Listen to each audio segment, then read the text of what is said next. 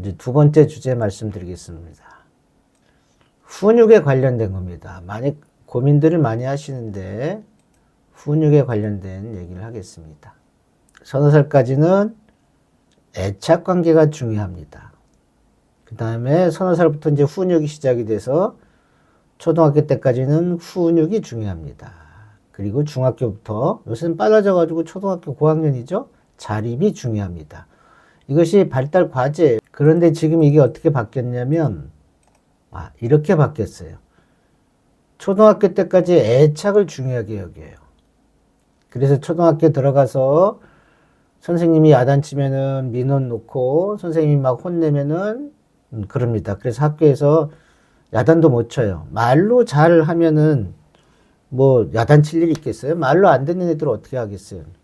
야단치고 혼내고 옛날에는 막 때렸잖아요. 당연히 좋은 건 아니죠.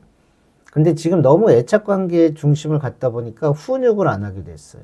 훈육이 아주 중요한데 근데 이게 훈육이 이제 초등학교 고학년 때 훈육을 하려고 하거든요. 근데 아까 말씀드렸잖아요.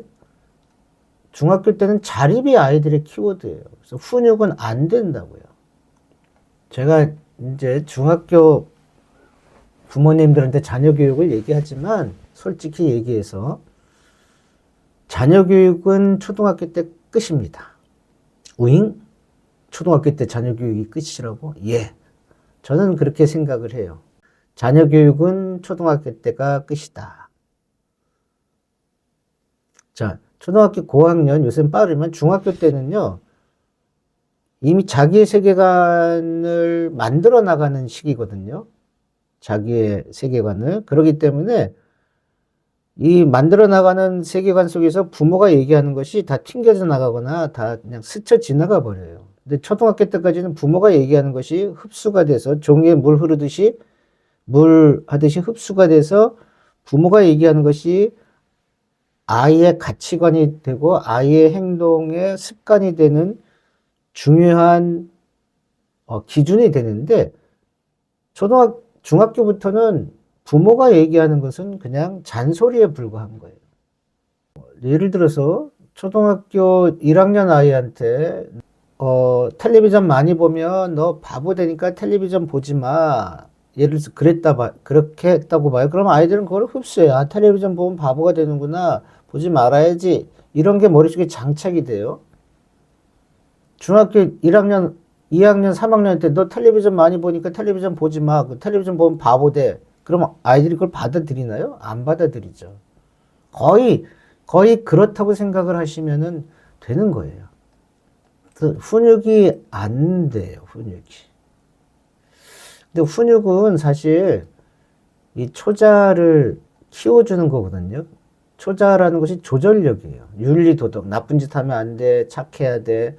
그 다음에 자아, 이상적인 나. 이상적인 나.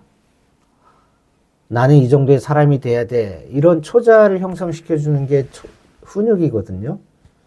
근데 그 훈육이 초자를 형성시켜주는 건데, 초자 형성이 10살 전후로 형성이 된다고 얘기를 해요. 그래서 초등학교 때 이런 기본적인 초자가 형성이 돼야 되는 거예요. 이런 짓 하면 안 돼. 남한테 피해가 주면 안 돼. 하는 어떤 조절력들. 크게는 이거예요.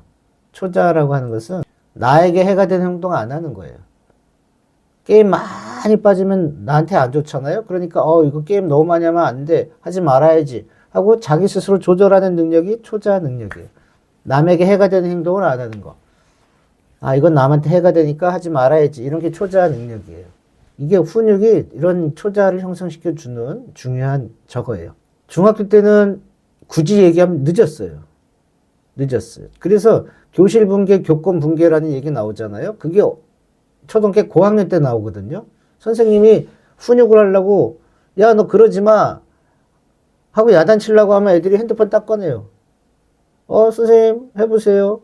녹음하고 있어요. 선생님 화내고 야단치면 해가지고 인권유리나 뭐 이런 거 해가지고 신고한다고 그래요. 그래서 교권 붕괴, 교실 붕괴라고 하는 것이 이런 초자 형성이 아직 안 된 애들.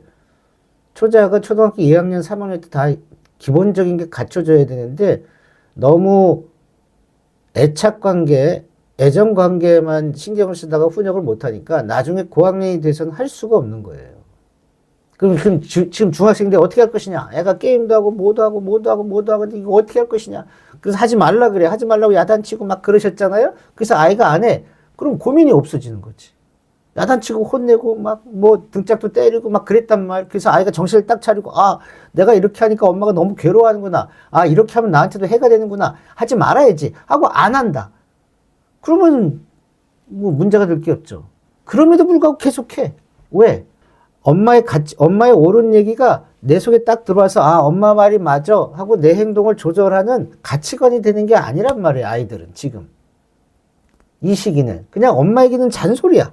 아무리 좋은 얘기도 잔소리로 듣게 된단 말이에요. 그래서 야단 안 맞으려고 잠깐 해. 하지만 또 엄마가 안 보면 또 그 짓을 해. 그래서 또 엄마가 또 야단치면 알았어, 알았어. 또 하는 척 해. 또 마찬가지야. 아이들의 지금 중학교 스타일은 엄마가 얘기하는 것이, 엄마는 답답하죠. 부모님은 답답하죠. 아니, 이렇게 뻔하게 너한테 문제가 돼서 이렇게 하지 말라고 그렇게 얘기 또 하고 또 하고 또 하네? 지금 아이들은 그 시대인 거예요. 그 시대. 이거 어째? 답이 없죠. 방법이 없지. 말 잘 들으면 그만인데. 그래서, 자, 중학교 때 훈육은 어렵다. 지금 아이들하고 계속 트러블이 있는 부모님인 경우에는 훈육이 아니다. 안 된답니다, 사실은. 계속하면 어떻게 되냐? 자, 보세요. 처음에는 막 야단쳐요. 그럼 알았어, 엄마. 다음부터 안 그럴게요. 이래요. 첫 번째 단계. 두 번째 계속 그래요. 알았어. 알았다니까. 아, 그만해. 알았어. 한다니까. 이렇게 바뀌어요.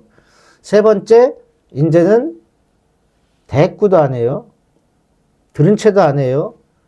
네 번째, 대들어요. 그만해! 그만해! 짜증나! 이러고 막 심한 말도 나와요. 이렇게, 단계가 그렇게 돼요. 그래서 중학교 때 우리가 질풍노도의 시기라고 하잖아요. 그리고 요 시대의 아이들은요, 말 잘 듣던 아이들도 요 시대의 아이들은 쉽게 얘기해서 공격성이 나와요. 쥐들이 어느 일정 나이가 되면 막 나무를 긁어가지고 막 이빨을 단단하게 하듯이 이 중학교 때 시기가 막 공격성이 나오는 시기예요. 그래가지고 부모가 볼 때는 못된 행동, 잘못된 행동, 막 이런 행동들을 아이들은 개념 없이 막 해요. 초자가 잘 형성됐던 애들도 이때는 약간 그런 태풍 같은 그런 시기가 나타나거든요. 요때 중요한 게 뭐냐면 훈육과 관계 두 가지를 포커스로 맞추셔야지 돼요. 자, 훈육이 안 되는 시기라고 했어요. 그래도 엄마가 뭐 입 다물고 가만히 있을 수 없잖아요. 마음에 안 드는 건 다 지적질을 하고 야단치고 혼을 내야죠. 그런데 어느 순간에 아까 얘기했던 제가 1단계, 2단계 알았어 하고 따라하는 단계에서 그 다음에 들은 척 만척하는 단계에서 막 대드는 단계에서 그런 단계들이 나오거든요. 야단칠 때 가장 중요하게 여기는 게 이렇게 반복적으로 야단치고 혼내고 잔소리 할 때 이것이 아이랑 관계가 깨지기 시작을 할 때. 지혜로운 부모님은 요거를 잘 봐야 돼. 아주 이게 어렵고 힘든 일이긴 한데 아이랑 관계가 깨지기 시작해요. 아이가 엄마한테 대들거나 아예 길을 닫거나 아예 자기 방에 들어가서 뭐 멀쩡한 애들도 많이 그러긴 해요. 사춘기 때는. 근데 그게 심할 정도로 엄마나 부모랑 관계를 끊어가기 시작을 한다. 그 다음에 과하게 엄마나 부모에게 아주 공격적인 태도로 바뀌기 시작을 한다. 그래서 관계가 깨진다 할 때는 훈육을 중단해야지 돼요. 극단적인 경우에. 뭐 그렇다고 중단한다고 아무 말도 안 할 수는 없죠. 하지만 그때는 훈육보다는 관계를 더 중요하게 여겨야지 돼요. 왜냐하면 제가 많은 부모님을 만났잖아요. 문제 있는 아이들 또는 뭐 많이 봤는데 이 중고등학교 때 이렇게 훈육하다가 아이랑 관계가 깨져가지고 훈육을 더 세게 한다고 어떤 아빠는 막 때리기도 해요. 뭐 한두 번은 때릴 수는 있어요. 근데 말 안 듣다 계속 때리게 되면 어떻게 돼요? 그건 훈육이 아니라 폭력이 되는 거거든요. 그래서 중학교, 고등학교 때 관계가 깨져가지고 거의 대화나 소통을 안 하고 그러고 지내는 집이 의외로 많이 있어요. 그래서 지금 중학교 때는, 중고등학교 때는 오히려 아이랑 관계를 유지하는 거, 아이랑 소통을 유지하는 것을 우선 포커스로 맞춰야 될 필요성도 있어요. 지금 내 아이랑 뭐 문제가 좀 많다고 생각이 된다고 하면 계속 아이랑 문제가 생겨서 내가 아이를 점점 싫어하고 짜증내고 애 볼 때마다 화나고 아이는 엄마 피하고 엄마를 볼 때마다 막 그런다 하는 타이밍이 된다고 하면 스톱해야지 돼요. 아이를 스톱시킬 수가 없기 때문에 엄마가 스톱해야지 돼요.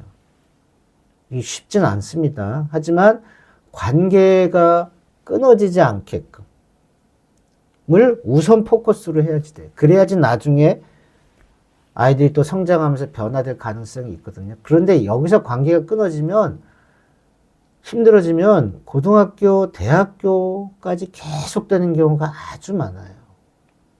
훈육과 관계의 그 시소 게임에서 관계가 망가진다, 깨진다고 할 때는 훈육을 줄이고 관계를 살려야 됩니다. 엄마의 권위. 엄마가 권위가 있어야지 돼요. 권력이 아니라 권위. 이건 사실 초등학교 때 이게 갖춰졌어야지 돼요. 초등학교 때, 특히 1, 2, 3학년 때부터 엄마한테 함부로 하는 걸 못하게 하는 게 자녀 교육의 핵심인데, 너무 친구처럼 지내다가 보니까 요새는 뭐 친구 같은 딸, 친구 같은 아들 그러잖아요. 그러다 보니까 엄마가 권위가 없어져요. 이게 그냥 순하고 엄마 말 비교적 잘 듣는 아이는 문제가 안 되는데, 기가 세고 에너지가 넘치는 아이들, 그런 아이들이 까딱 잘못하면 중학교 올라와서 엄마가 이제 뒤늦게 훈육을 하면서 관계가 깨지면서 엄마 알기를 우습게 아는 경우가 많아요. 엄마 머리가 텅 비어서 그래. 엄마가 아는 게 뭐가 있어. 짜증나. 관둬. 입 닥쳐. 이런 딸 아들 엄청 많습니다. 걔네들이 문제가 있어서 그런 거 아니에요. 그냥 아이들은 그냥 자연스러운 모습이에요. 그런데 중학교 1, 2학년 때 막 이렇게 얘기를 한다. 엄마를 무시한다. 그냥 예를 들어서 엄마 그만둬. 엄마 짜증나. 엄마 하지 마. 이런 거는 그런 거는 뭐 아이들이 할 수 있는 반응이죠. 근데 엄마가 정말 자존심 상하고 엄마가 비참해진다고 느낄 정도의 그런 단어들이 있어요. 그런 걸 느껴지면 그건 못하게 해야지 돼요. 특히 중학교 때. 안 그러면 고등학교 때 손 못 댑니다. 엄마한테 얘기할 때 아이가 그냥 짜증내고 엄마한테 막 함부로 하는 거랑 실제로 엄마를 개무시하는 거랑 이거를 구분하셔가지고 그냥 짜증내는 건 넘어갈 수 있지만 엄마를 정말 하대하고 자기보다 못하다고 하는 경우에는 특히 중학교 때 가만 놔두면 안 돼요. 이거 정말 엄하게, 정말 이거 습관 들이면 고등학교 내내, 대학교 내내 그런 경우 제가 하도 많이 봤어요. 그 아이랑 말하느냐 아주 온순하고 순하고 착해요. 근데 엄마한테 막 함부로 해요. 그래서 엄마의 권위 중요합니다. 친구 같은 엄마라고 하는 것은 소통을 잘하는 엄마예요. 그냥 계급장 떼고 너랑 나랑 똑같아. 이런 게 친구 개념이 아닙니다.